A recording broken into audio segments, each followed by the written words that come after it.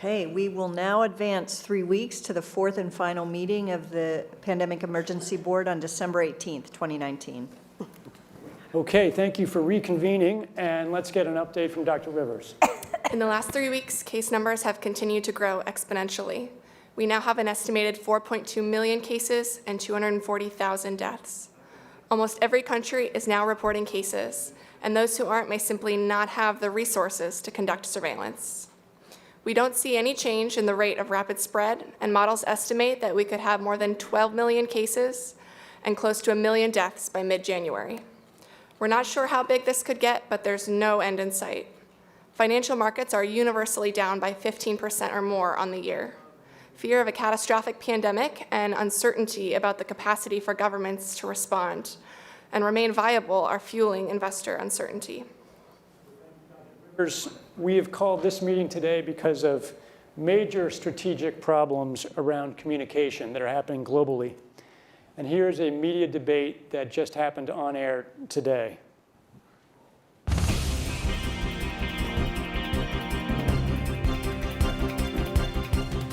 Alarming news emerging from social media companies today about the CAPS pandemic. Twitter and Facebook are reporting they've identified and deleted a disturbing number of accounts dedicated to spreading disinformation about the outbreak. For more on this, we go to our correspondent, Catalina Parks.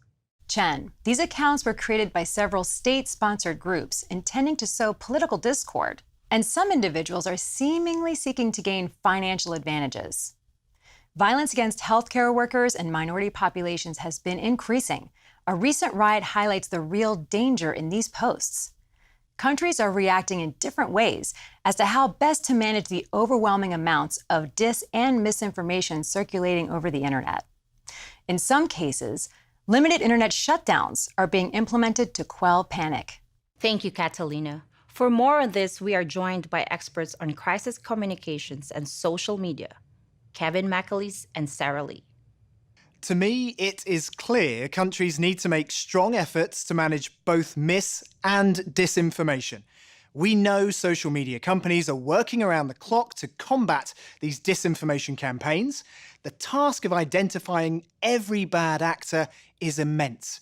And experts agree that new disinformation campaigns are being generated every day.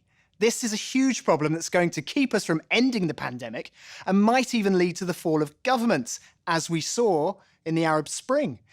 If the solution means controlling and reducing access to information, I think it's the right choice. I agree with Kevin. This is a big problem and doesn't even account for the massive amounts of misinformation being generated by legitimate users about the pandemic. But it's not just trolls who are spreading the fake news. It's often political leaders themselves. Who's to judge what's real or not? Would we trust every government to separate truth from lies? I think this is more than just keeping the bad information out. It's also about making sure real public health information reaches the public. News is found from outlets other than social media. News organizations, public health groups, and companies need to help people take the right actions to protect themselves by promoting accurate, real information about the outbreak. Okay, for more on this, we're going to get a briefing from our communications expert, Dr. Sell. Global health experts have highlighted that dis and misinformation are wreaking havoc on the CAPS response. Health workers are under attack in a number of locations due to rumors that they are purposely spreading the disease. And response efforts in many places have had to be suspended because of concerns around violence. Pharmaceutical companies are being accused of introducing the CAPS virus so they can make money on drugs and vaccines, and have seen public faith in their products plummet. Unrest due to false rumors and divisive messaging is rising and is exacerbating spread of the disease as levels of trust fall and people stop cooperating with response efforts. This is a massive problem, one that threatens governments and trusted institutions. Polls have shown that mis- and disinformation are ubiquitous. At least 90% of the public has been exposed to these messages. At the same time, misinformation messages come from a variety of sources, even government officials. And often governments are contradicting one another. We know that social media is now the primary way that many people get their news. So interruptions to these platforms could curb the spread of misinformation, but could also limit access to information from legitimate sources. health ministries around the world are attempting to combat mis- and disinformation by amplifying public health messaging through social and traditional media. But they are being outpaced by false and misleading information. National governments are considering or have already implemented a range of interventions to combat misinformation. Some governments have taken control of national access to the internet. Others are censoring websites and social media content. And a small number have shut down internet access completely to prevent the spread of misinformation. Penalties have been put in place for spreading harmful falsehoods, including arrests. Other countries have taken a more moderate approach and have focused on promoting fact-checking efforts and working with traditional media outlets, yet these approaches are limited in scope. Social media companies report that they're doing all they can to limit the use of their platforms for nefarious or misleading purposes. But this is a technically difficult problem, and false, misleading, or half-true information is difficult to sort without limiting potentially true messages. The bottom line is that members of the public no longer know who to trust. Both the misinformation and the measures to control it have led to a crisis of confidence. Thank you, Dr. Sell. So here's the policy crisis for this meeting of the board. How can governments, international businesses, international organizations ensure that reliable information is getting to the public and prevent highly damaging and false information to the extent that's possible about the pandemic from spreading and causing deepening crisis around the world? How much control of information should there be, and by whom? And how can false information be effectively challenged? And what if that false information is coming from companies or from governments? So your views would welcome. So I would start by pursuing where trust exists in the ecosystem. Jane, in a prior meeting, mentioned that there's considerable trust by employees of their employer, and that's been borne out by our own trust barometer in the last several years, where it's extraordinary the amount of trust given to the employer. And coupled with that, in times of crisis, as we're living, the role of the CEO and the trust given to the CEO for advocacy and for advancement of accurate information is considerable. I would marry the business leadership of the employer with business leadership organizations, such as the BRT and like enterprises around the globe. But I also think we're at a moment where the social media platforms have to step forward and recognize the moment to assert that they're a technology platform and not a broadcaster is over. They, in fact, have to be a participant in broadcasting accurate information and partnering with the scientific and health communities to counterweight, if not flood the zone, of accurate information, because to put the genie back in the bottle of the misinformation and disinformation is nigh impossible. So flood good information. Okay, others, yeah, Jane? Yeah, so can I agree with that? And my fact, it did come from the Edelman Trust Index, you'll be pleased to know, but also borne out by the work I've done as a CEO in my time. Can I also add that I think there are real technology opportunities here. I personally do not believe that trying to shut things down in terms of information is either practical or desirable. And we do have, I think, a couple of strategies that are available to us, one of which is the flood strategy, second of which is relying and informing and equipping trusted sources of information with the facts so they can then pass that on. But we also need to actually think about a technological answer to this. So there is work that's being done to actually create algorithms to sift through information on these kind of social media platforms. And I know that the Gates Foundation and others are funding organisations to work on things like this in order that people can actually have more confidence in the sources that they will use in any event. So I think both a detailed solution working with individuals, but then also thinking about technology is something we have to advance. Asti.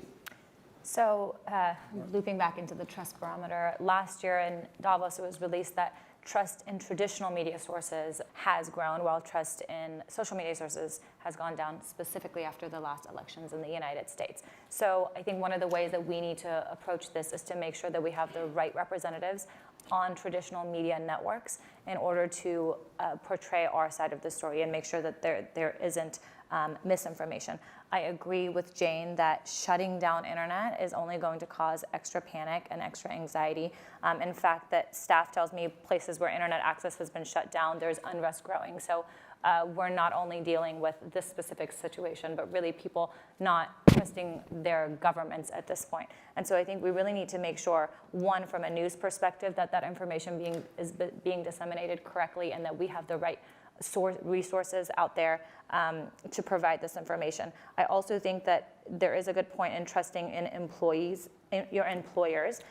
There are lots of communications channel. For example, during the Ebola crisis at Texas Children's Hospital, we had daily briefings with the CDC to tell us what the situation was. And because of those daily briefings, we used between the intranet, internal global communications, and town halls, we use those sources to be able to disseminate information and make sure that our employees knew exactly what was going on, coming straight from the source, whether it was from our CEO, our chief nursing officer, others within the hospital. Okay, Tim and Chris? Oh, sorry. No, I think a complementary tactic too is to tap faith-based organizations and civil society and other institutions to recruit them also to basically, almost at a grassroots level, continue to basically have the integrity of the information.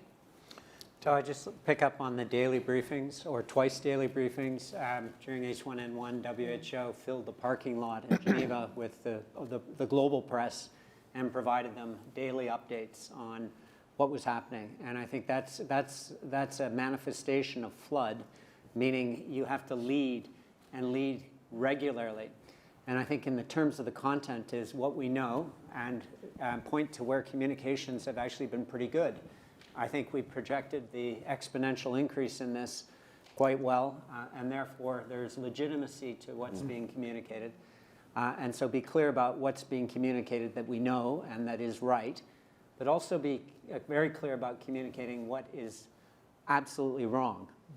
And being clear about that, and then also being clear about uncertainty and that's being managed. So I think in those three domains, very important not to deny, but to speak to them very clearly in the context of a daily briefing from, in this case, I can't imagine any other institution than WHO being the focal point. Martin and Chris, and then I'll come down this line. Thank you. I fully agree that this is pure crisis communication, and crisis communication today, also social media is part of it. And just to limit or even stop social media would create a huge damage. And we should use it, we should get it on our side, we should work together with them, and we should try to avoid this misinformation. And another topic is, I mean, our industry, there are indications meanwhile that we are getting this social conspiracy theory topic, that we are part of this conspiracy theory, that we are supporting this, that wealthy countries will spread out caps to poorer countries. And this is a clearly thing of social media that could be directed via clear crisis communication and confirmed and regular updated information. So I also agree with Matthew, companies this responsibility that the CEO talks to the staff, that the CEO improves this information flow, and then we have a chance to get it channeled. So in this case, are governments, do you think governments are at the point where they need to require social media companies to operate in a certain way?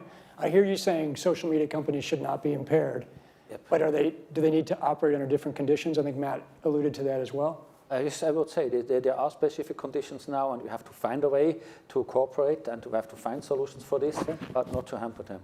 Chris? So I just want to build on Ed's comment about the importance of civil society and faith-based communities. I think, in addition to employers, people trust their neighbors, trust their local community organizations. With 3 million cases in the Americas, you know that local communities around the countries have been responding, whether it's to manage daycare so people can stay in school or go to work. So while the social media can provide better quality information, I think actually local community organizations can help individuals understand how to filter out some of the noise and to act on the good information that's there. I think it's an important lesson that we've learned recently. We're learning as we speak in East Africa with the Ebola outbreak. If you don't have the community trust and engagement, you can't deliver even effective countermeasures, even when you have them. So I think the importance of local community, perhaps married to and as a filter for helping to discern the truth from the misinformation on the technology platforms, is going to be an important part of this response. Steve, Brad, and then we'll go down the table here. Just 2 points.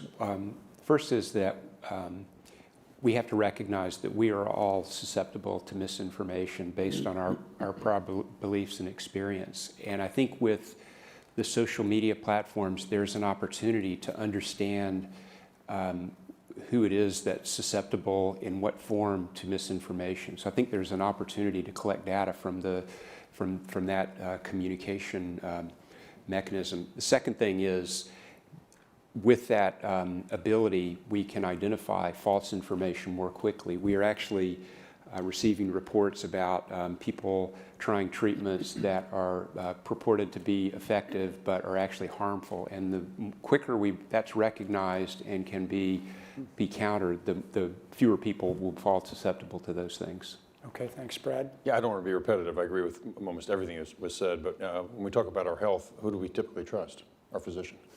And we're not talking about that right now. So, I mean, we need the physicians and the medical community really out there on the forefront talking about this. I remember I had access to local news in Atlanta when the patient was taken care of for Ebola that came back.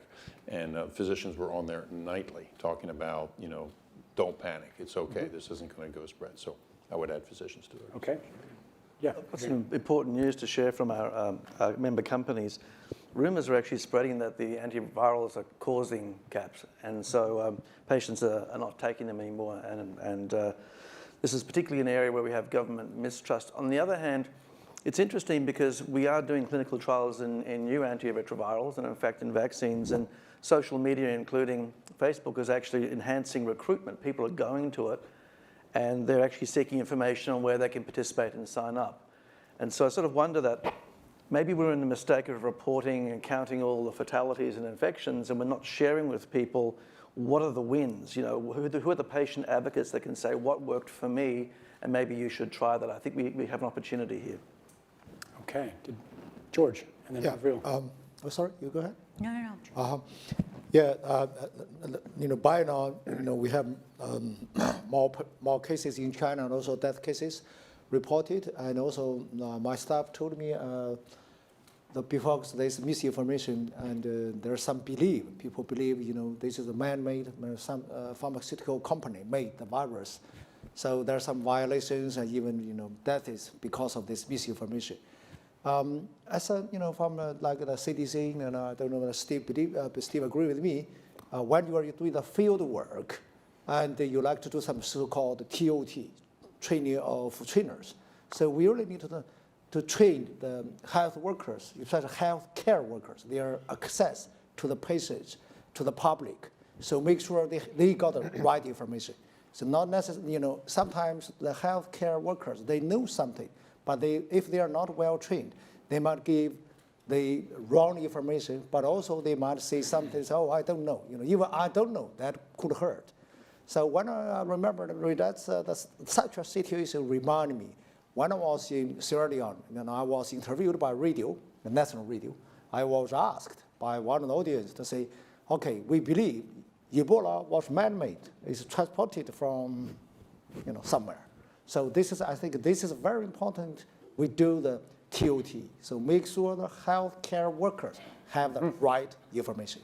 Okay, thank you. Avril? I very much agree with that. So, I mean, I think I agree with a lot of what's been said. I'd just add to it maybe by saying that I think one of the things we want to do is work with telecommunication companies to actually ensure that everybody has access to the kind of communications that we're interested in providing, because that's going to be critical for dealing with, you know, obviously the explosion of the disease. And then another issue, I suppose, is just through that, if you have a trusted source, I believe in the idea that we shouldn't be trying to control communication, but rather flood the zone in a sense with a trusted source that then is influential community leaders as well as health workers, as Brad noted, and others on these issues in order to try to amplify the message that's coming through. And I think Tim's absolutely right. I certainly seen the value of communicating constantly on these issues so as to continue to deal with, sort of the vacuum that can be created in this circumstance. But then also with the comments made about the fact that for all of the disinformation that will be put out, it's going to be important to actually have a response to those questions and to those concerns, as Stephen said. And I understand from staff that actually there are also intelligence sources identifying multiple foreign disinformation campaigns and so on. But it's all a part of a larger piece, which is to say that every time there is something that comes out that is in fact false information that is starting to actually hamper our ability to address the pandemic, then we need to be able to respond quickly to it. So I have a number of comments here. People want to react to what Avril just said. I see a couple of fingers just went up. Matt and Tim. I think just to build a little bit on what Avril said is I think as in previous conversations where we've talked about centralization around management of information or public health needs, there needs to be a centralized response around the communications approach that then is cascaded to informed advocates, represented in the NGO communities, the medical professionals, et cetera. You mean centralized internationally? But centralized on an international basis, because I think there needs to be a central repository of data, facts, and key messages. Tim, you wanted to comment on that, and then we'll go back to regular order here. Yeah, I think one important thing is there needs to be a sense of two-way communication, which is people on the front lines may be finding out that actually the system's not working as it should. And I think there should be a culture in the communications to feed back to authorities, places where the system is broken down, where supplies are short, where there are no health workers, where hospitals are dysfunctional, et cetera. Because that, and then with some credible investigation process, which is that then values the client. The second dimension of it, I think that's really important, is to get individual narratives on this. I mean, the fact is that most people will survive. And that's probably not a widespread public perception. And so people who have lived and survived and can say that they got good care or that they were treated appropriately will help build confidence in the system in a way that perhaps the data doesn't do as effectively. Hasti, Latoya, Sophia, and then Jane. So I think a couple of things we have to consider are, even before this began, the anti-vaccine movement was very strong. And this is something specifically through social media that has spread. So as we do the research to come up with the right vaccines to help prevent the continuation of this, how do we get the right information out there? How do we communicate the right information to ensure that the public has trust in these vaccines that we're creating? And secondly, news organizations in some countries are right now under a lot of pressure from their governments to provide politically favorable news. And so we have to think about, this isn't just the United States where we sometimes take the freedom of press for granted. There are countries where the news organizations are owned by the government, and how are they disseminating information, and what do we need to be thinking about? How do we communicate with those governments to ensure that misinformation and disinformation is not being spread? Thanks, Latoya. That goes along with her. I've received information from my staff saying they're confused about the different authoritarian public health messages that are coming out from all the different sectors, the countries, the states, and different cities. And they're concerned about the differences, what the World Health Organization is, saying versus what their government is saying and what the total consensus are. So with that being said, looking at hotels from that perspective, we're in a bind in knowing how to proceed. I see. Sophia?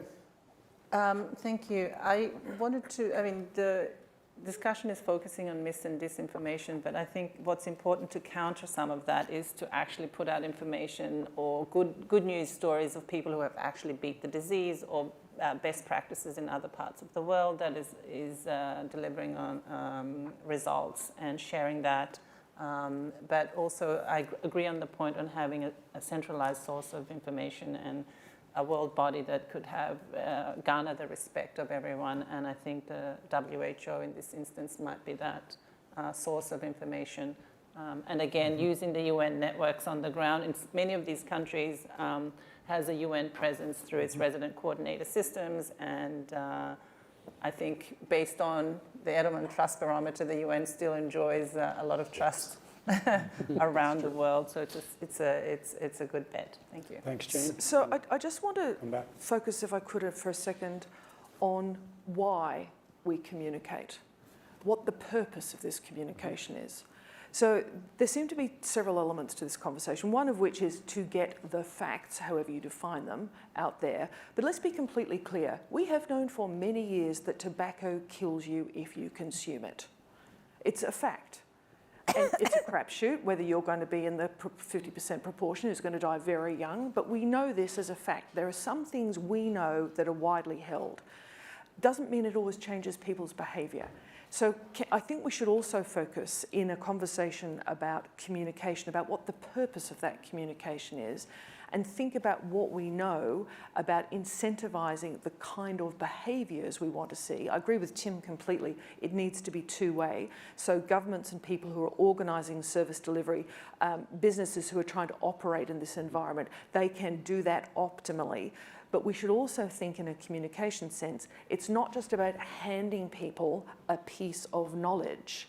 It's also about how we incentivise them to manage their behaviours, which in any communicable disease outbreak, behaviour of one sort will minimise your chance of getting a disease versus behaviour of another sort, which may maximise that chance. Thanks. Chris?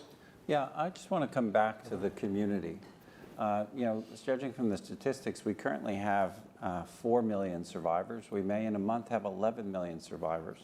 Assuming this is like other respiratory pathogens, they're now immune. And they live in the communities, almost by definition, that are affected. So can we turn the survivors into an effective community-based source of accurate information? They're going to be the least likely to be wanting to spread false information. They're going to be motivated by having survived this outbreak and knowing loved ones who are also affected. I think they could become a very effective force for intervention at the community level. Thanks. I'm going to turn to Levon. I just want to ask one other question to think about as Levon's commenting. We've talked a lot about misinformation and flooding good information. We've just started to talk a bit about disinformation and the strategy around that. And Avril or others, after Levon comments, if you have any additional thoughts about the particular approaches to disinformation that may be distinguished from misinformation, it'd be good to hear about those. Yeah. But Levon? So I've received a note to say that some bad actors are actually using social media to spread rumors about specific companies in order to profit from short selling. So, along the lines of what we've been talking about, this is going to cause companies to come up now to get some of the screen time as well, because they need to spread the correct information. But one thing we haven't spoken about, and I'm wondering whether it's time to talk about this, is a step up from the part of the governments on enforcement actions against fake news, right? Some of us, these are new regulations that come in place about how we deal with fake news. And maybe this is a time for us to showcase some cases where we are able to bring forward some bad actors and leave it before the courts to decide whether they have actually spread some fake news. So we have about 3 minutes left for this discussion. I just want to throw one more question out for your final thoughts on what if it is, as some people have raised, governments that are spreading misinformation either inadvertently or to some political advantage. How do we work around that with international organizations or business? Are there particular things that people haven't mentioned already that are worth talking about? But does anyone want to talk about either that or disinformation or other topics in the last couple of minutes? Sure. Sorry, go ahead. No, please. So can I have a very quick so I want to touch a little bit about science. I want to follow Chris' talk. Because that's a very good challenge. We have survivors. Because we have so many survivors, the epidemic already for 2 months. We have all these modern technologies and the platforms. It's time to think about it, to try to isolate the human antibodies for this, because this is the very serious pandemic, but we want also to see the future. That will help science-based information. Thanks. Thanks. Avril? Sure. If you have state-sponsored disinformation, there's obviously additional tools that you can bring to bear to try to address that situation, not the least of which is bringing together other countries to effectively, take action against them for the kind of campaigns that they're propagating. But but generally, I would say the disinformation, the line between disinformation and misinformation is not always an easy one to find. And the reality is the greatest way to impact it, in my experience, is not to let it sit. So in other words, find your trusted interlocutors that are capable of saying, this is not acceptable, this is in fact the truth, here's the information. And I think the community of survivors is one example, but there's a whole series, employers, trusted faith leaders, variety of health workers, and so on can be part of that. In addition, obviously, you want to work with the private sector and those who are spreading information generally to see that they can bring things down that are in fact lies or false information that's being put forward as a way to minimize it. But having a source, a national source, an international source, other trusted sources, and really guiding everybody towards that information is one of the most effective ways to deal with a situation like that. Great. I have Martin, Tim, If it comes back to misinformation on a level of governments, of countries, then we need, as Sophia mentioned, trustable international organizations, UN, WHO, and they have to come together, to get together, to spread this trust and to work against this. We cannot hold governments from doing misinformation on their own. So I fully trust on these organizations. Tom, just to build on that, I think you're right. It's important that the UN and WHO remain very clear. But when they challenge governments directly, they often get into this issue of sovereignty. And so I think it's really important not to have that as the only response. I think it's really critical to think about soft power influence, which is other influentials who can call up the head of state.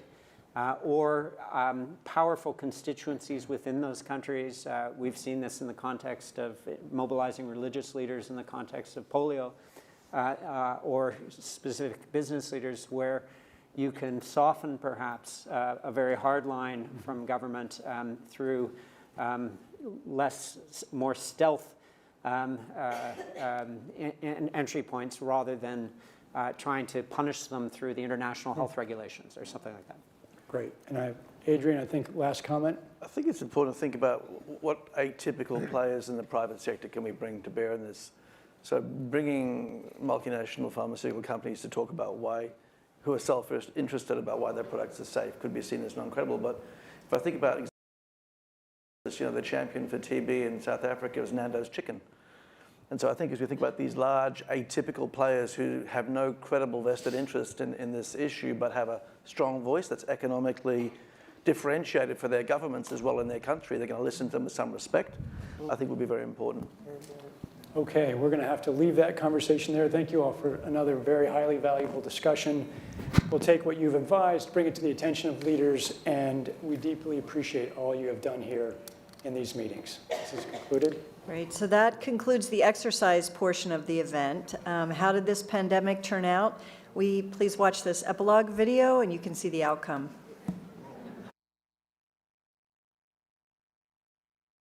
The outcome of the CAPS pandemic in Event 201 was catastrophic. 65 million people died in the first 18 months.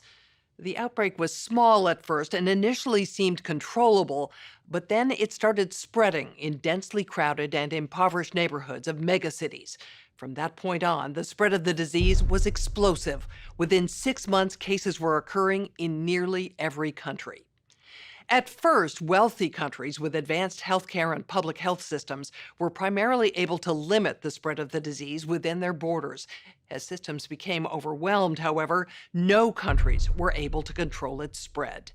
And the disease affected people of all socioeconomic status, from the very poor to the extremely rich, from sanitation workers to CEOs and national leaders. The economic consequences were dramatic. The high death toll and even greater numbers of sick hurt productivity in many industries. Manufacturers were having trouble filling orders, and countless companies in the service sector simply shut down. The global economy was in a free fall. The GDP down 11%. Stock markets around the world plummeted between 20 and 40% and headed into a downward cycle of fear and low expectation. Businesses were not borrowing, banks were not lending. Everyone was just hoping to hunker down and weather the storm.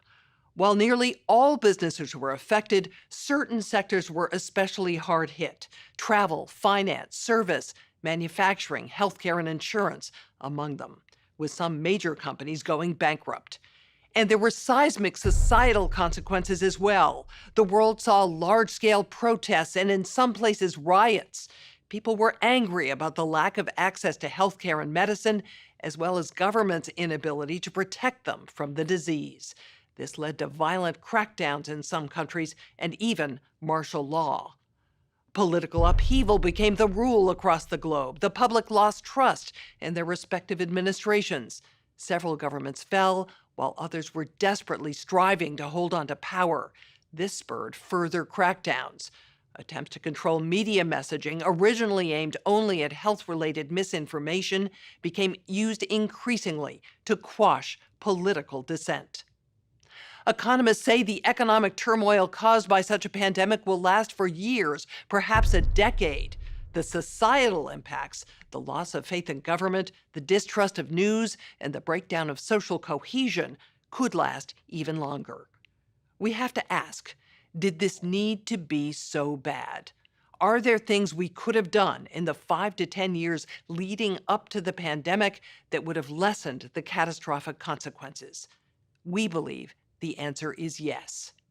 So, are we, as a global community, now finally ready to do the hard work needed to prepare for the next pandemic?